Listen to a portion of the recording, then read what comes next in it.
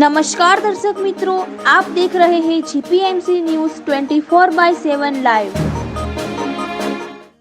અમદાવાદમાં મણિનગરમાં શૈક્ષણિક શિક્ષણ સાથે આધ્યાત્મિક, ધાર્મિક અને સાંસ્કૃતિક શિક્ષણ આપતી શૈક્ષણિક સંસ્થા એટલે રાજ એજ્યુકેશન એકેડમી। રાજ એજ્યુકેશન એકેડમી એક એવી સંસ્થા છે જે શૈક્ષણિક સાથે આધ્યાત્મિક, ધાર્મિક અને સાંસ્કૃતિક શિક્ષણનું ઉત્તમ ઉદાહરણ પૂરું પાડે છે।